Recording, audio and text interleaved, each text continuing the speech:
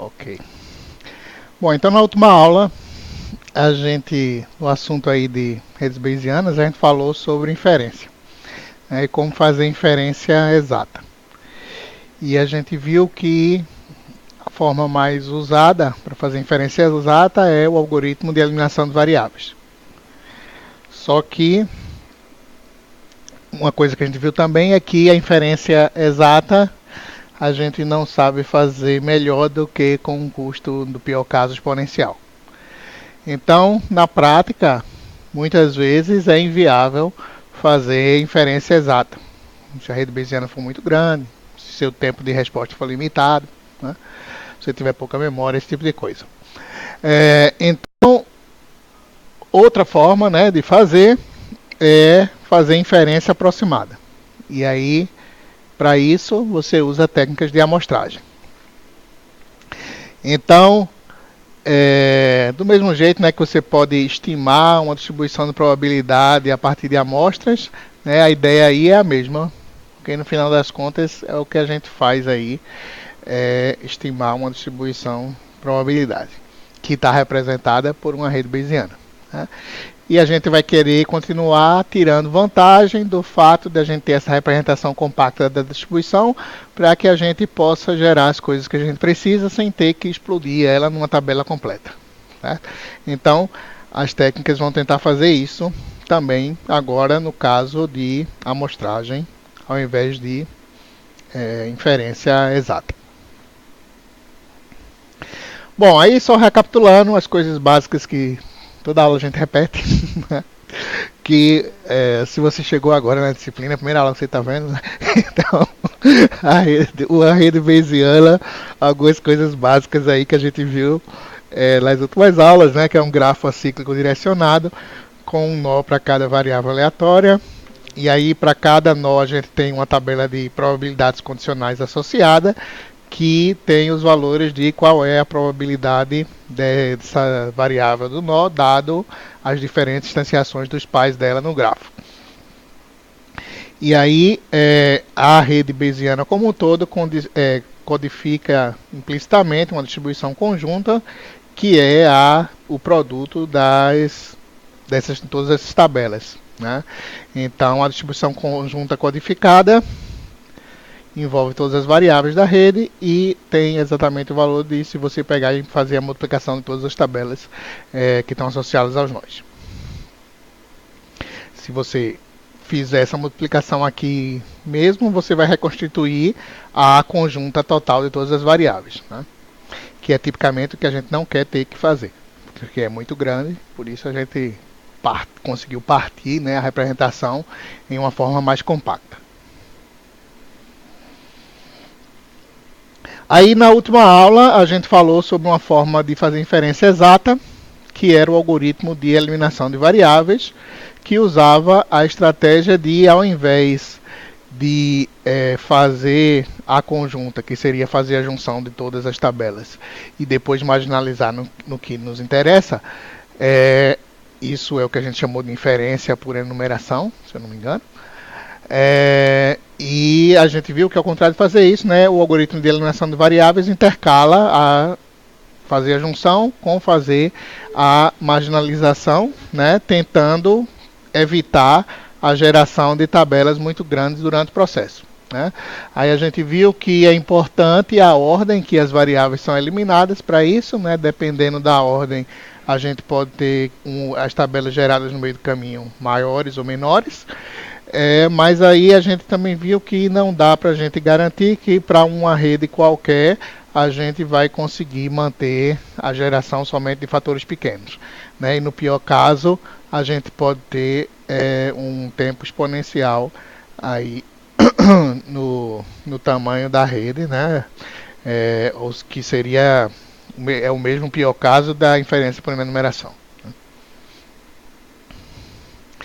Bom, então quando não dá para fazer, né, inferência exata, mesmo usando eliminação de variáveis, que embora tenha pior caso igual a fazer com a conjunta, né, mas na prática, na maioria das vezes, tem um tempo bem melhor. Então, mesmo assim não é possível, a gente vai passar para fazer inferência aproximada. E a inferência aproximada vai ser baseada em técnicas de amostragem, certo? Então, hoje a gente vai falar de algumas técnicas, começando das mais simples e depois algumas mais sofisticadas, né? E a gente vai ver que as mais simples são bem triviais assim de compreender, mas no final das contas não vão ser muito usadas na prática, porque as mais sofisticadas que a gente vai ver depois têm desempenho melhor e não tem por que você usar as mais simples, porque elas não vão custar mais nem nada, né? Bom, mas em geral, né, fazer a amostragem é muito parecido. Aí está escrito errado, né? Repetida. Espera aí, deixa eu ajeitar isso.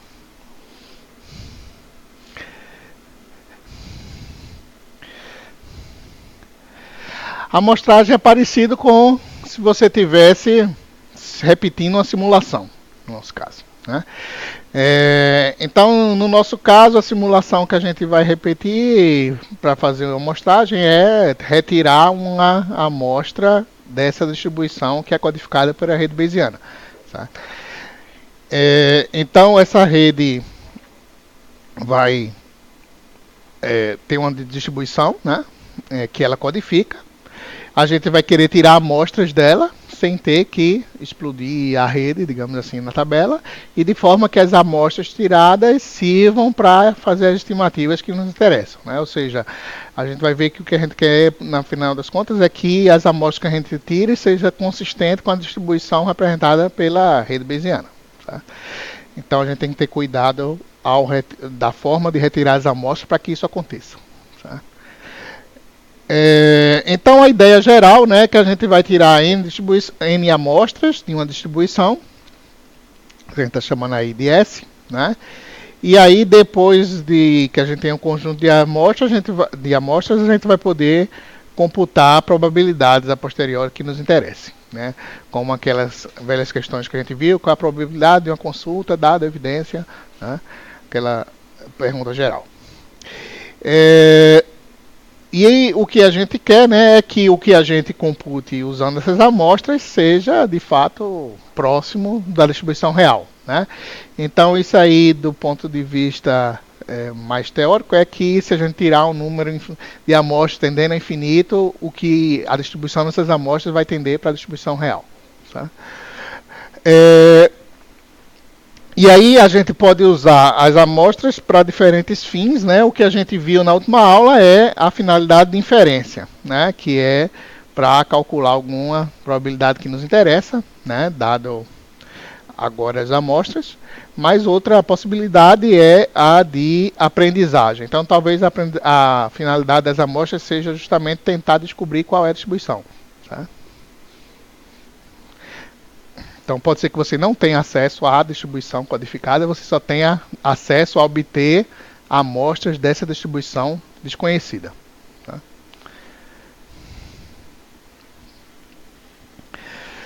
Bom, aí como é que a gente faz a amostragem a partir de uma determinada distribuição? Então, na verdade, uma coisa que a gente vai assumir como dada para a gente de presente é que a gente seja capaz de obter amostras a partir de uma distribuição uniforme sobre o intervalo 0,1. Certo? Então, nas linguagens de programação de uso geral, é bastante comum que a gente tenha uma função que nos fornece isso. Né? Em Python, por exemplo, a função random. Em Java, tem a função random da classe math, né? math.random. E assim por diante. Certo? Então, geralmente, toda linguagem de programação já traz uma função que lhe dá uma distribuição uniforme, né, nesse intervalo razoável. Assim. Isso não é um problema simples, certo? Se vocês quiserem, eu quero investigar como é que se faz isso. Aí você pode, por exemplo, pegar um livro clássico lá do Donald Knuth, o The Art of Computer Programming, e aí ele trata disso, né? Diferentes formas confiáveis de gerar números aleatórios uniformes em computação. Mas é um problema difícil em geral, certo? Mas a gente já vai assumir que está de presente isso aí, a linguagem de programação dá para a gente uma função dessa natureza aí. Então o que a gente vai precisar fazer é, a gente vai usar essa função e a gente vai então converter essa amostra que a gente tira de uniforme desse intervalo para uma amostra da distribuição que a gente tem. Certo? Então a gente só vai precisar se preocupar com esse segundo passo. E esse segundo passo, a princípio, é relativamente simples, né? Basta a gente associar esse tamanho do subintervalo 0,1 com as diferentes fatias de probabilidade que a gente tiver na nossa distribuição. Então tá aqui tem um exemplo para exemplificar melhor, um exemplo simples, né? Se você tiver essa variável aí, C, que pode ter valores red, green, blue, e com essa distribuição de probabilidades aí, P de C, 0.6, 0.1, 0.3. Então, como é que você vai fazer para tirar amostras consistentes com essa distribuição? A partir da função que lhe dá amostras uniformemente distribuídas dentro do intervalo 0,1, certo? Então, se você fatiar o intervalo 0,1 em proporções como a distribuição lhe dá, certo? Então, lembrando que isso aqui soma 1, né? Então, isso aqui é 60% do tamanho do intervalo 0,1. Isso aqui é 30%, ou é 10% do tamanho de 0,1. Isso aqui é 30% do intervalo do tamanho 0,1. Né? Então, você pode fatiar o intervalo 0,1 assim, como nesse exemplo.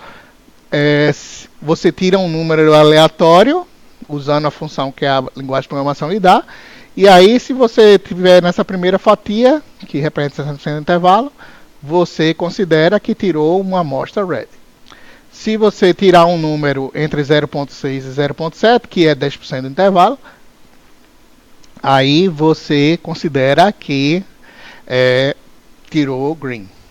E se você tirar nos 30% final do intervalo, aí você considera que tirou blue. Certo?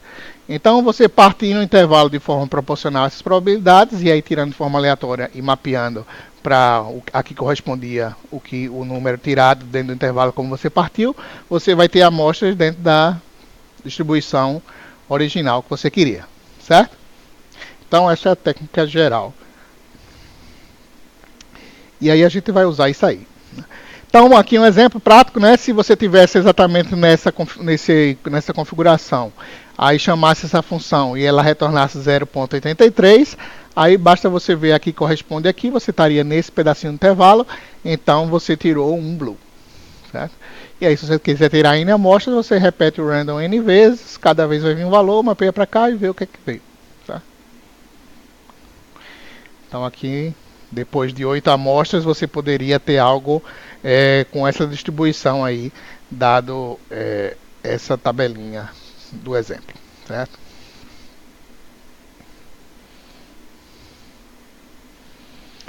Bom, aí agora a gente vai ver as técnicas, algumas técnicas importantes de amostragem em redes bayesianas, certo? Então eu coloquei aí uma tradução do termo em português, mas mantive embaixo o termo em inglês, porque como certamente vocês encontram muito mais literatura em inglês, aí é bom lembrar qual é o termo para quando vocês quiserem pesquisar um artigo, alguma coisa aí, vocês usam o termo em inglês, certo?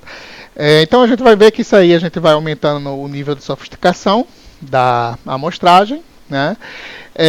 E na prática só as duas últimas aí é que valeria a pena você usar, certo? As duas primeiras são mais para mostrar assim o assunto introduzindo gradativamente, né? Então, a primeira técnica aí, a amostragem a priori, é bastante simples. Vamos ver aqui como é que funciona por um exemplo. Você tem essa rede bayesiana aí, que a gente vai usar ao longo dos nossos exemplos de amostragem, que é um exemplo clássico também de redes bayesianas, que você pode ter o tempo nublado ou não, aí você pode ter você tem um irrigador, né, que é aqui o sprinkler, você tem pode chover ou não, e você tem a grama que pode estar molhada ou não, certo? E aí a gente tem essa rede, né? Então, por exemplo, se está nublado ou não, influencia se vai ser ligado o irrigador e também influencia se vai chover, né? E a grama está molhada, influencia diretamente se o irrigador foi ligado ou se choveu, né? Bom, indiretamente, obviamente, que isso aqui também influencia isso e assim por diante, como a gente viu lá nas aulas de independência, umas 2 aulas para trás. Então, como é que a gente pode tirar amostras dessa distribuição? Então, lembrando que uma amostra vai ser um valor, né, uma tupla de valores para cada uma dessas variáveis, né? A gente está assumindo aí cada uma dessas variáveis, sprinkler, cloud, rain e wetgrass, todas são binárias, né? Então a gente vai usar aquela representação mais e menos com a letra da variável, né? Então, por exemplo, um exemplo poderia ser, sei lá, C+, S+, R+, W+, e assim por diante, tá? Aí aqui a gente está mostrando como fazer uma amostragem a priori. Então, a ideia é que você vai partir de uma ordem das variáveis de tal maneira que você só vai fazer uma amostra de uma variável quando você já tiver feito a amostra de todos os pais dela, certo? Então, nesse grafo aí, isso aí é possível sempre na rede bayesiana, porque é um grafo acíclico, não direcionado, então sempre vai ser possível encontrar uma ordem que atenda a isso, certo? Ou seja, você sempre vai amostrar um cara desde que você já tenha mostrado os pais dele na rede.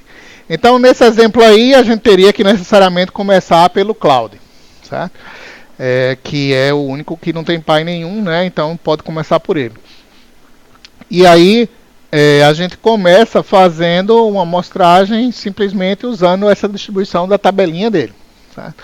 Então, naquele slide anterior, né? Aí como é 0.5, 0.5, a gente partiria um intervalo de 0,1 no meio, e aí usaria o random, tirou menos de 0.5, poderia ser, por exemplo, mais C, e mais de 0.5 menos C, ou vice-versa, tanto faz, né?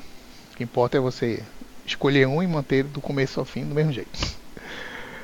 Bom, então ó, a primeira coisa seria você fazer uma amostragem dessa variável aí usando essa tabelinha, esses intervalos assim fatiados. Aí aqui está supondo que você tirou o mais C, certo?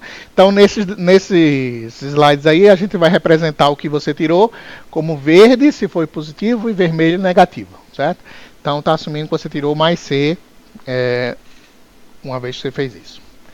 Aí em seguida você vai para a próxima variável. Então você tanto poderia ir para sprinkler ou para rain nesse caso, né? Porque ambos só tem como PyCloud que já foi amostrado. Então nesse caso aí foi sprinkler, certo? Mas poderia ter sido rain também. Então o que acontece? Agora você vai olhar somente para a tabela condicional ao pai que você tirou, certo? Então no caso aí você tirou cloud positivo, então você vai olhar somente para esse pedacinho da tabela destacado de amarelo em que o C é positivo. E aí você novamente faz o random lá e vê, fatia o intervalo aí, né, em 0.1, 0.9 de tamanho, né, ou seja, menor, por exemplo, menor que 0.1 você considera que é mais S, maior que 0.9 considera que é menos S. Né? Faz lá, tira.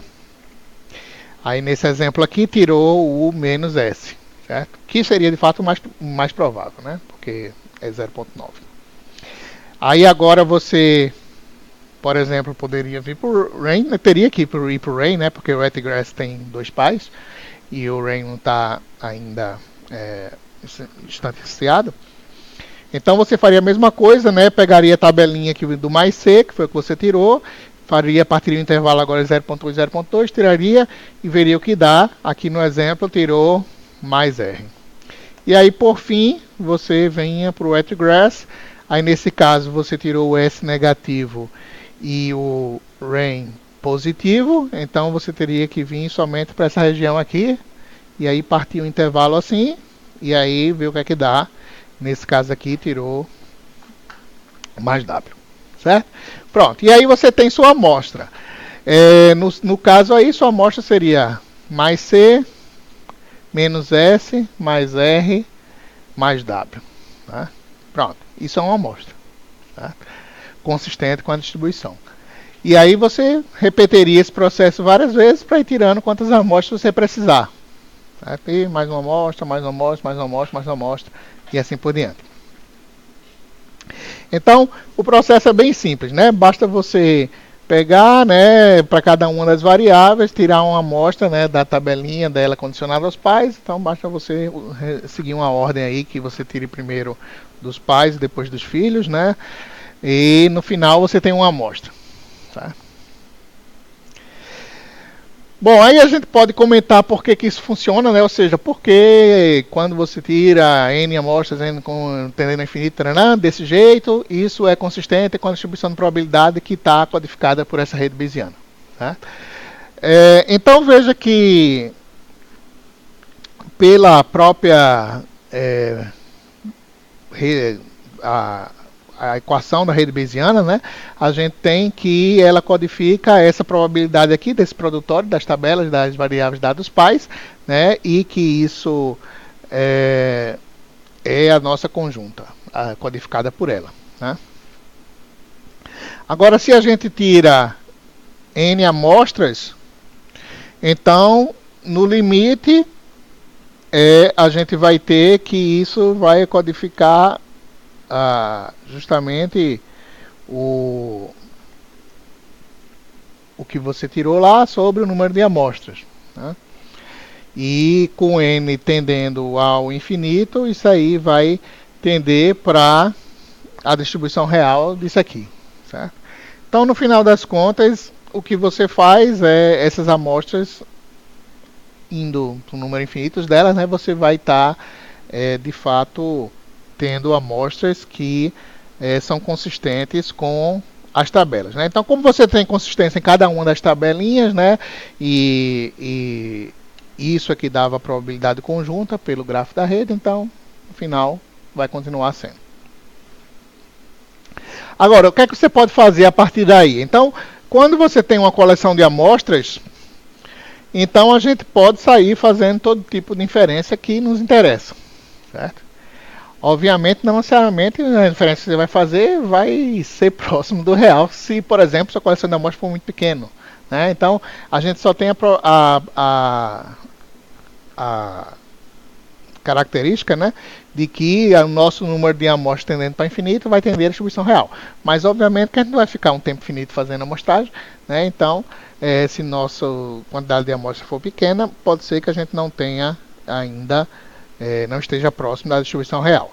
Mas, no final das contas, quando a gente tem uma coleção de amostras, a gente pode fazer as estimativas que a gente quiser, daquelas probabilidades estilo probabilidade de consulta da evidência, baseado nessas amostras. Então, por exemplo, se a gente quiser saber a probabilidade da variável W, ou seja, uma tabelinha de probabilidade só, qual é a probabilidade de mais W, qual é a probabilidade de menos W, então, só é a gente usar as frequências aqui do que a gente obteve de mais W e menos W, certo?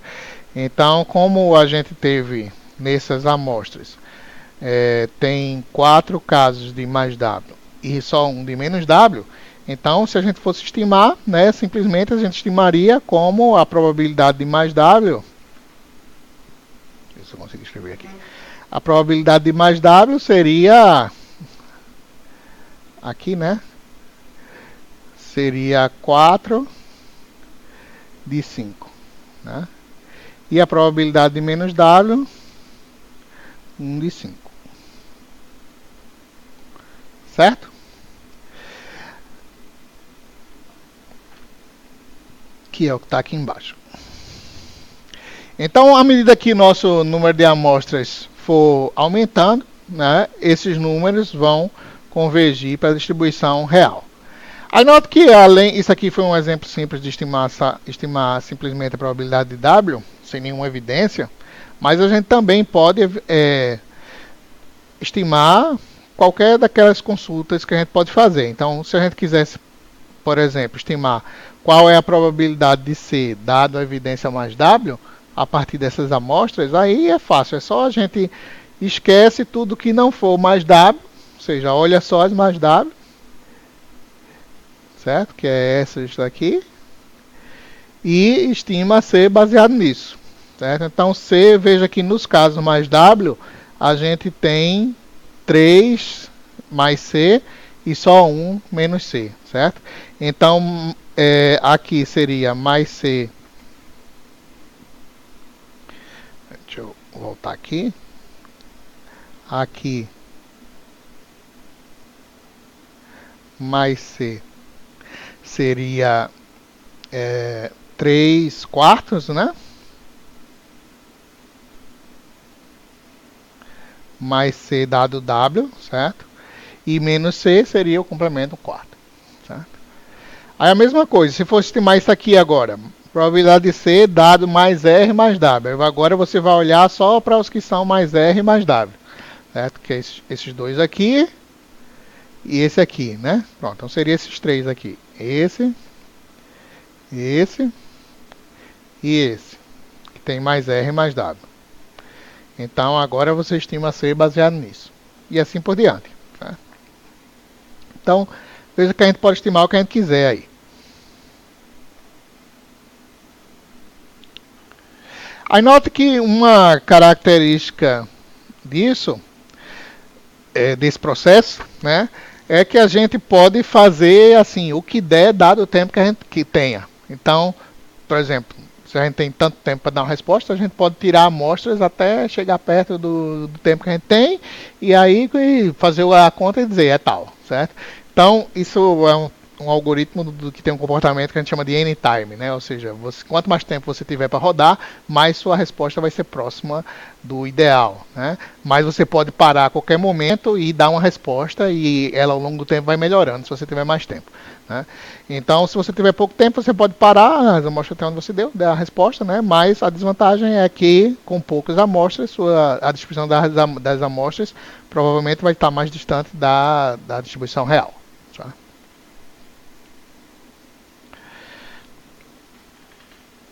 Bom, aí outra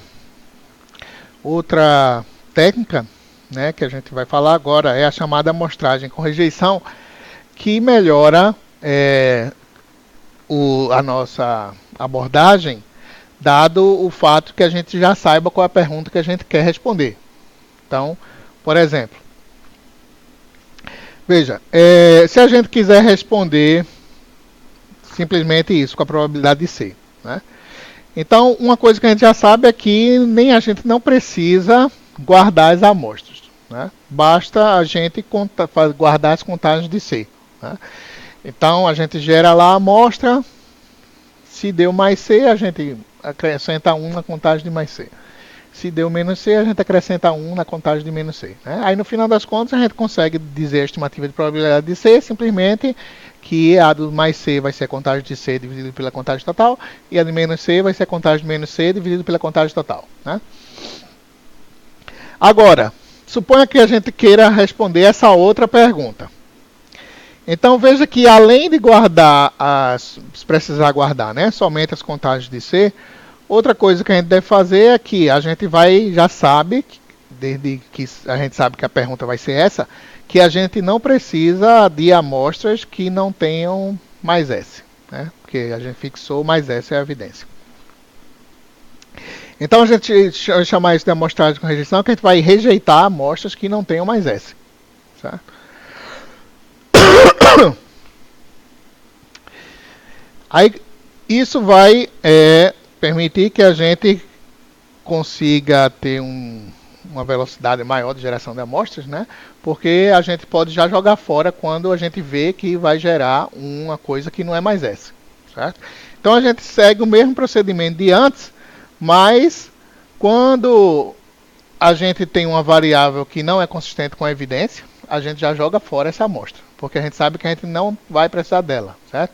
Então lembrando que quando a gente fez aqui nesses exemplos, né? Inferência que tinha evidência, então a gente só usa para fazer a inferência o que for compatível com a evidência, né? Então a amostragem com rejeição usa isso para jogar fora imediatamente uma amostra que não é consistente com a evidência, certo? Então note que isso só vai ser vantajoso quando de fato a gente tiver uma evidência, né? Se a gente não tiver evidência nenhuma, como nesse caso aqui, então assim, a gente não vai rejeitar nada, ó, obviamente, porque não tem nada a ser rejeitado, né? Mas se for algo que tem evidência, né, como esse segundo exemplo, então aqui, por exemplo, a gente gerou o de C. Aí a próxima coisa que a gente gerou foi S.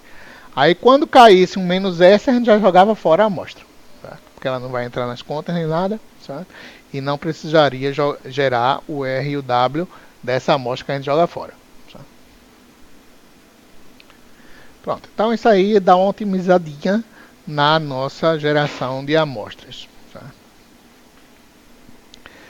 Bom, aí uma coisa que a gente pode ainda tentar melhorar é o seguinte: a gente de todo jeito chega a gerar amostras que vão ser jogadas fora, né? Quando a gente gera e vê, incompatível, joga fora.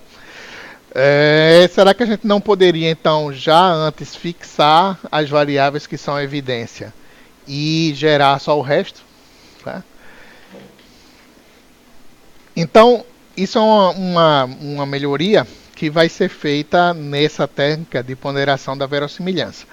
Mas a gente vai ver que é preciso ter cuidado para manter a consistência com a distribuição original, certo? Aí o que acontece? O problema principal aí do que a gente viu com a amostragem com rejeição é que se a evidência for pouco provável, a gente vai ficar a maior parte do tempo gerando coisas que vão ser jogadas fora, porque não são compatíveis com a evidência, certo? Então, isso de certa forma seria um tempo perdido, digamos assim, né? Então, por exemplo, se você tivesse essa redezinha aí, que é shape e color, né? E aí você quer, ou seja, forma, né, e cor, você quer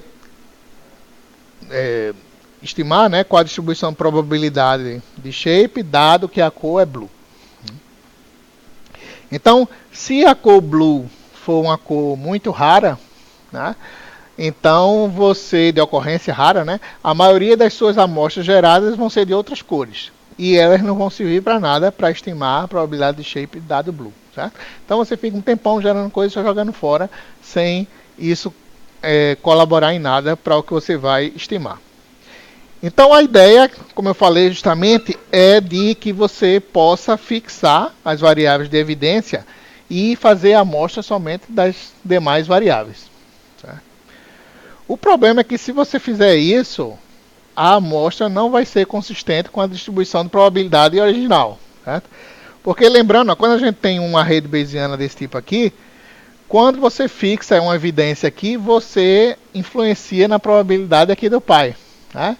Lembrando lá das nossas coisas de independência, né? Essas duas coisas aqui são dependentes nos dois sentidos. Lembra que se a gente tiver uma cadeia, né, essa coisa é dependente dessa e vice-versa. Né? A gente considera se existe um caminho não direcionado entre as variáveis. Né?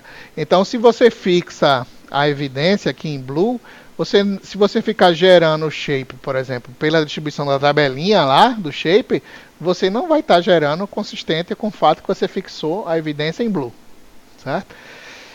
Então, o problema é esse. Você não pode simplesmente fixar a evidência e gerar as outras coisas pela tabelinha, certo? Porque não vai ser consistente com a evidência. Aí, a boa notícia é que tem uma solução, certo? Que é ponderar o que você gera pela probabilidade da evidência dados pais. A gente vai ver isso no exemplo aqui daqui a pouco. Então, na verdade, a gente vai ter um fator de correção, certo? Que vai fazer com que a gente, de volta, tenha a probabilidade correta, certo? Então, como é que isso é feito? Então, veja que a gente... Então, em cada vez que a gente gerar um exemplo, além do exemplo, a gente vai gerar um peso do exemplo. Tá?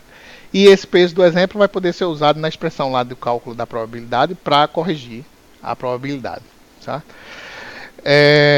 Então, como é que isso é feito? Então, a gente fixa a evidência. Então, por exemplo, aqui está considerando o caso que você fixou que o irrigador está ligado, certo? Por isso está verde aqui. E que a grama está molhada, certo? Por isso está verde. Aí isso aqui está fixado. Aí agora você vai gerar as coisas aqui de cloud e rain, certo? Aí você gera, deu positivo.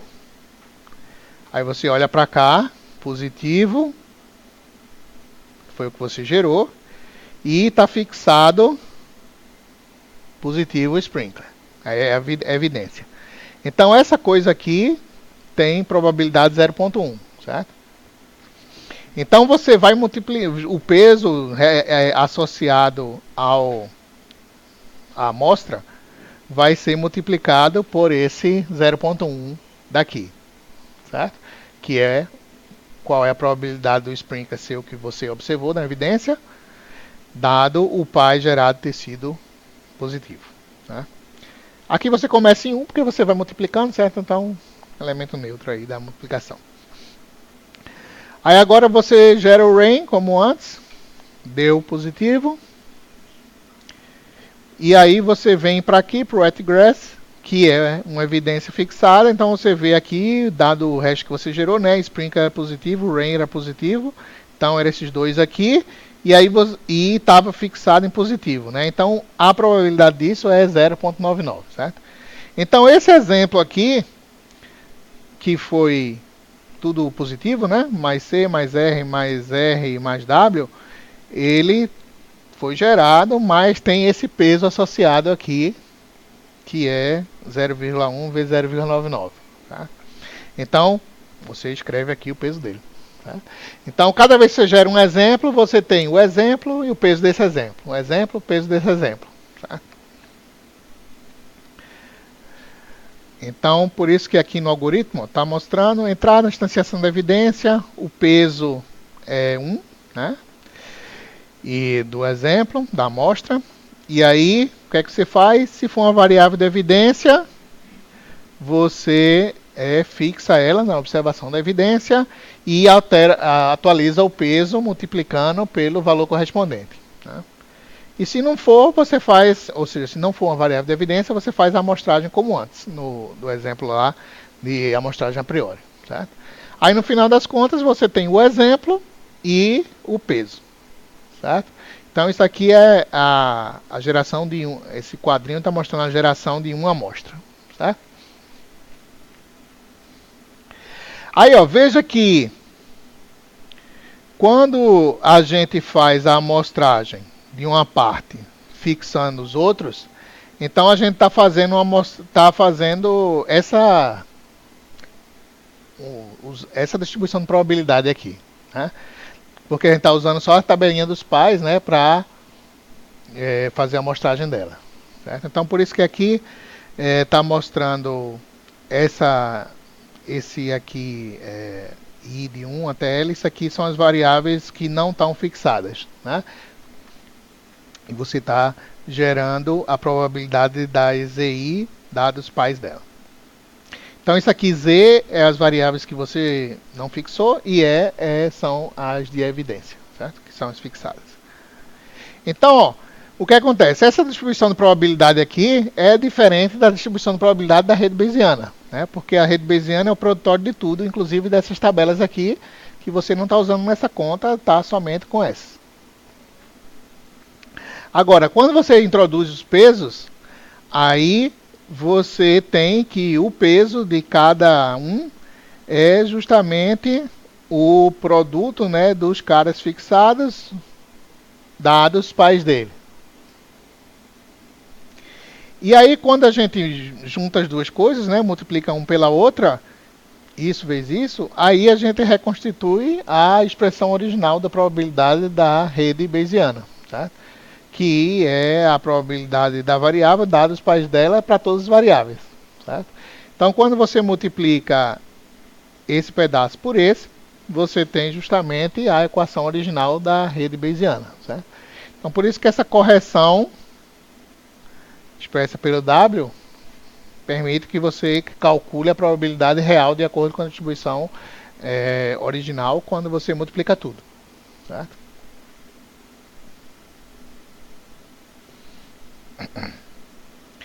Então veja que o interessante, né, aqui é que a gente levou em consideração a evidência, não ficou perdendo tempo gerando coisas que vão ser jogadas fora, né? E o valor de W vai depender dos valores de evidência, né? Como a gente A gente fez aqui nesse exemplo o valor de W, a gente olhava para a tabela, dada a evidência, tal, os pais, né?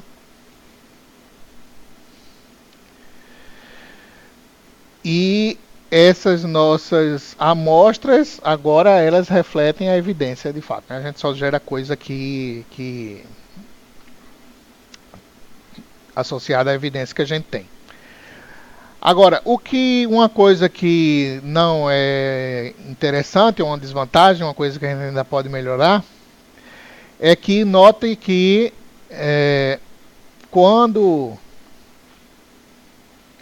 a gente fixa uma evidência, a gente não usou esse fato dela estar fixada na geração de pais dela, por exemplo. Certo? Quando a gente gerou C, a gente simplesmente gerou C como no jeito anterior, né? Sem olhar nada aqui para baixo. E a gente sabe que o fato de ter observado uma evidência aqui vai influenciar a probabilidade de você ter um valor ou outro. Né? O que isso vai se refletir? O que isso vai se refletir é que se, dado a evidência, a probabilidade do pai dela, né, tiver coisa que se torne muito mais provável do que era antes, então você vai acabar gerando coisas que vão ter peso muito pequeno. Tá? Ou seja, nesse exemplo aqui, por exemplo, note que ao você gerar aqui o C, você vai gerar metade, metade. Né? Mas se você olhar aqui o sprinkler, note que o sprinkler tendo fixado em menos S, a gente pode ter probabilidade. Por exemplo, suponha que você gerou aqui e deu mais C, né? Aí veja que mais C mais S é 0.1 e mais C menos S é 0.9. Né? Então veja que mais C mais S tem uma probabilidade pequenininha. Né? Então isso vai fazer o peso cair dessa amostra. Certo? A gente gerar amostras que tenham peso pequeno significa que elas são improváveis dada a evidência. Certo? Ou seja, na verdade, as nossas amostras, essa amostra em específico, né, que tem peso pequeno, ela não é muito informativa em relação à distribuição dada a evidência, certo? Porque ela é de raro acontecer. Né? E a gente gerou ela porque a gente não levou em consideração, ao gerar os pares lá, que a gente tinha um filho lá fixado num valor que ia deixar tal valor dos pais pouco provável. Certo? Então, a ideia é que a gente possa usar a evidência, né, tanto para influenciar coisas que é gerado depois, quanto gerado antes. Né? Nota que o que é gerado depois foi usado aqui. Por exemplo, quando a gente fosse gerar, é porque aqui está tudo fixado, né? Mas se a gente fosse, por exemplo, o W não tivesse fixado só o S, aí a gente ia gerar usando o fato que S está fixado. Né? Então, assim, nessa da ponderação de verossimilhança, do jeito que a gente fez, o que a gente vai gerando abaixo, ele leva em consideração a evidência nos pais, mas não o contrário, né? A evidência nos filhos não reflete no que a gente mostrou para os pais. E aí a gente queria poder usar esse fato da evidência nos dois sentidos, para gerar amostras que fossem mais representativas da distribuição, com a observação da evidência. E aí isso é feito em outra técnica de amostragem, que a gente vai falar em seguida, que é a amostragem de Gibbs. Então, como é que funciona a amostragem de Gibbs? Então, veja que até agora, né, em todas as coisas que a gente falou, a gente ia fazendo a amostragem de variável por variável. A amostragem de Gibbs é diferente. A gente já começa com uma instanciação completa. Tá? Mas como é que a gente vai começar já com uma instanciação completa? A gente simplesmente vai começar as variáveis que são evidência nos valores da evidência observados, né? E as demais, a gente pode começar com valores aleatórios, certo? Então, escolhe aleatoriamente um valor. E aí a gente tem uma amostra completa, certo? As variáveis de evidência, de acordo com a evidência, e o resto aleatório. Certo? Aí agora sim, a gente vai fazer a amostragem de variável de cada vez, mas a gente agora vai condicionar ela a todo o resto. Certo? Ou seja, a gente vai poder levar em consideração todas as dependências que a gente tiver, nos dois sentidos. E aí a gente vai fazer isso, repetir bastante vezes. A gente tem a probabilidade aí na amostragem de Gibbs, se a gente repetisse isso infinitamente, a amostra gerada é da distribuição representada pela rede bayesiana, certo? Nota que isso aí está falando para gerar uma amostra, certo? Então você, evidência, conforme observado, o resto é aleatório, aí depois você entra num loop que escolhe uma variável, que não seja evidência, né? E faz uma reamostragem dela condicionada ao valor que você tiver no resto. Aí vai ter um novo valor. Aí você vai para outra variável, faz a mesma coisa e fica num ciclo entre essas variáveis que não estão fixadas fazendo isso. Quando você chegar no infinito, você vai ter a distribuição, uma amostra de acordo com a distribuição real, certo? Obviamente você vai querer parar antes do infinito, né? E assim, você pode aprofundar seu estudo nisso aí e ver que tem como você estimar quantas amostras são necessárias, dado que a distribuição é tal, não sei o que lá, para você ter tal grau de confiabilidade, né? É possível ter essas contas, certo? Mas o interessante aí é que o condicionamento ocorre nos dois sentidos, de forma que você consegue gerar amostras mais eficazes, certo? Do que a do ponderação verossimilhança, o que corresponderia na ponderação verossimilhança a amostras que têm pesos altos. Tá? Então aqui está um exemplo. Suponha que você queira gerar uma amostra para calcular qual é a distribuição de probabilidade do S, dado que observou mais R. Certo? Naquele mesmo exemplo de sempre, esse aqui, essa redezinha aqui, tá? Cadê ela? Vou pegar ela em branco. Essa redezinha aqui, né? Pronto, essa mesma rede aí. Agora, fazendo a amostragem de Gibbs. Então, o primeiro passo, fixar a evidência, você só tem que o R é positivo, certo? Então, a variável R já está instanciada com mais R, e aí, pronto, você não precisa mexer nunca nela, certo? Ela vai ser sempre mais R. Agora, as demais é que você vai mexer. Então, como é que você faz? Primeiro, você inicia elas com valores aleatórios dela, certo? Então, aqui está supondo que você iniciou assim com C positivo, S negativo e W negativo, certo? Aí agora você entra no loop de reamostragem dessas três variáveis. Então, nesse loop, você, a cada passo do loop, né, escolhe uma variável que não seja de evidência, ou seja, que não seja R. Aqui no exemplo, escolheu S. Certo.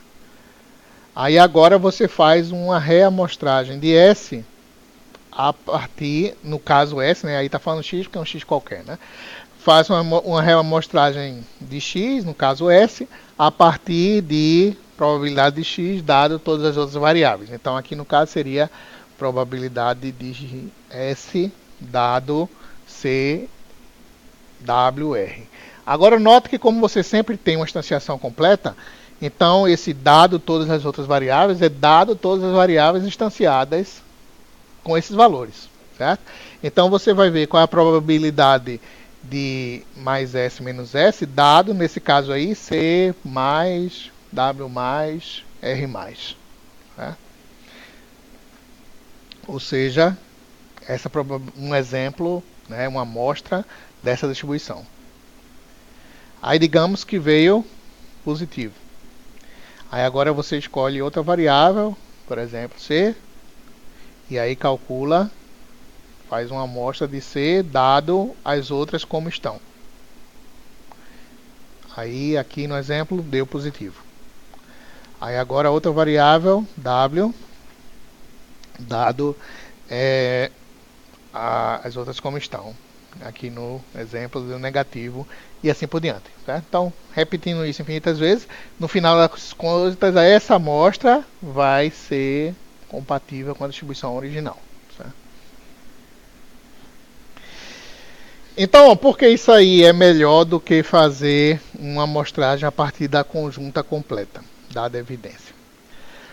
Aí, na verdade, é porque é muito mais simples as contas. A gente vai ver o porquê, certo? Então, lembre-se que fazer uma amostragem a partir da conjunta completa precisaria fazer a junção daquelas coisas gigantes. Certo? E aqui as coisas vão ser mais simples porque a gente tem todas as outras variáveis fixadas.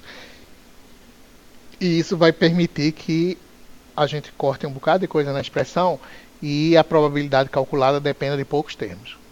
Tá? Então a gente vai ver que na verdade o que vai acontecer é que a gente vai precisar somente de fazer junção de coisas que estão de tabelas, né, que mencionam a variável que está livre aí, que você está reamostrando. E o fator resultante só vai depender dessa variável, dos filhos dela e dos pais dos filhos dela. Certo?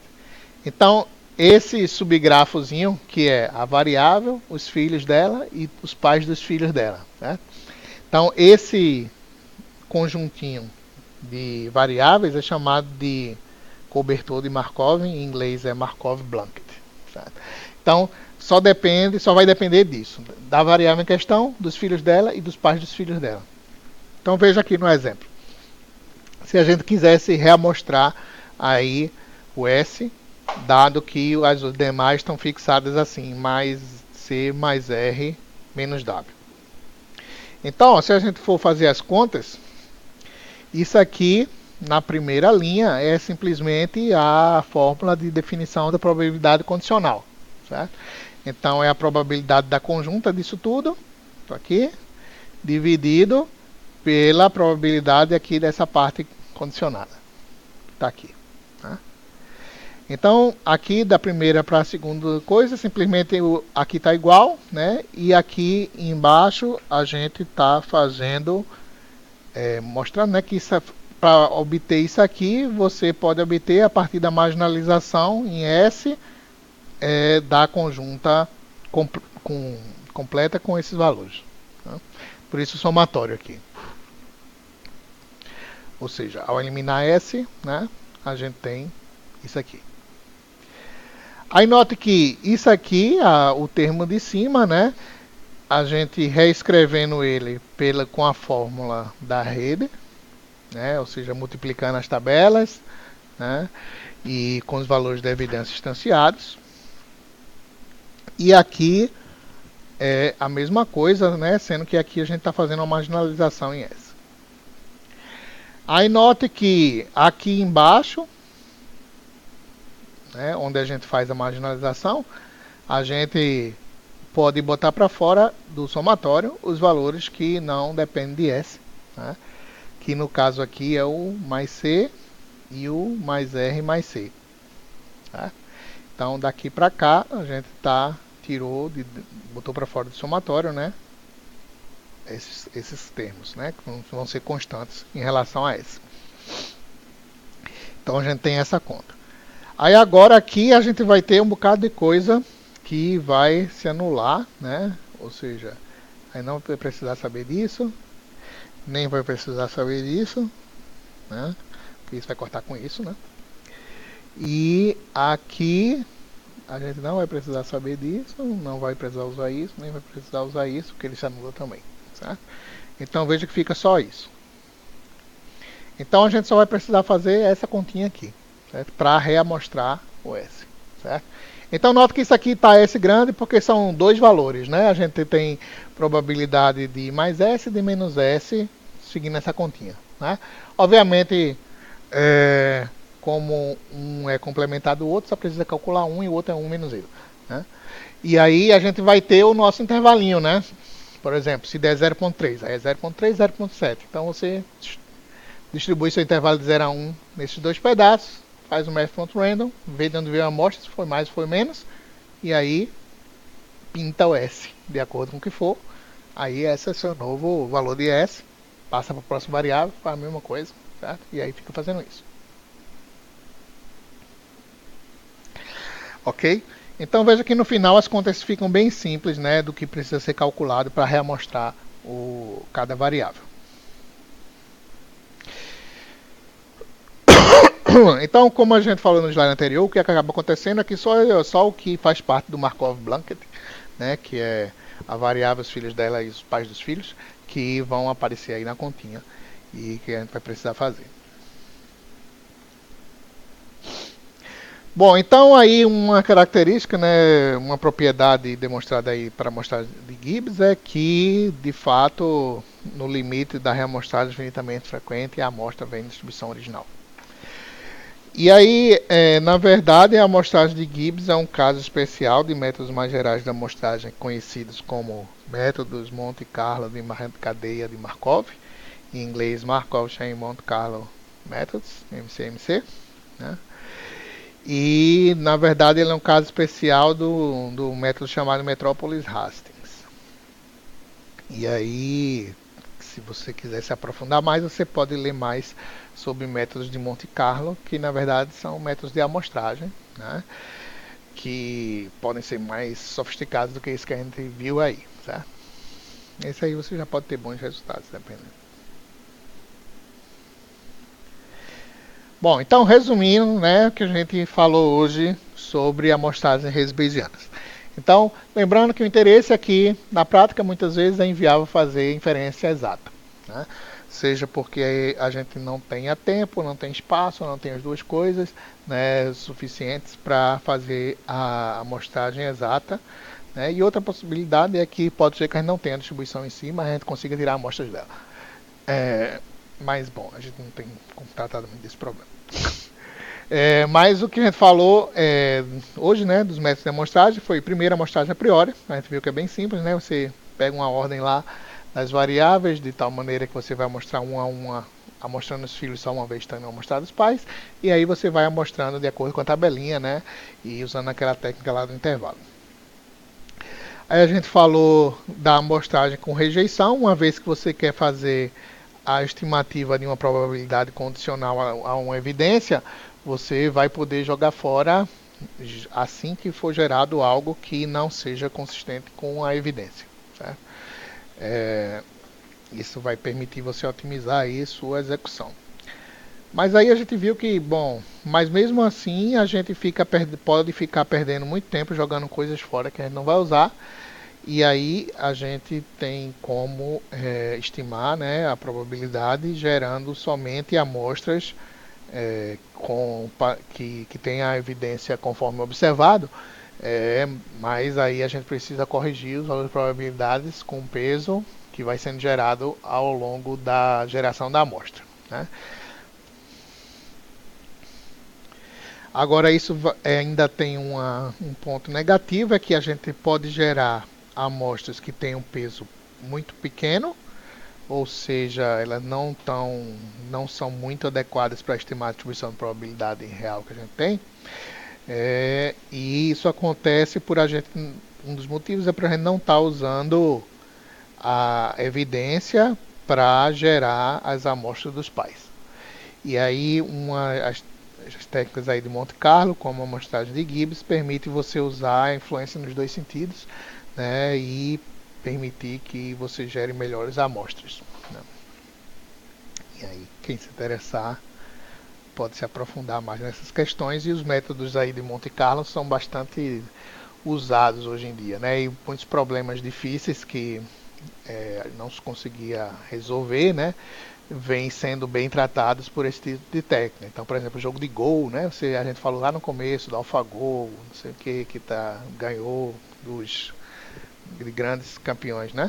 E que é um problema muito difícil, com fator de branch 300, não sei o que, e os métodos de jogar gol, né? Que do tipo AlphaZero, assim, usam simulação de Monte Carlo, assim, então é bastante usado na prática para tratar problemas difíceis.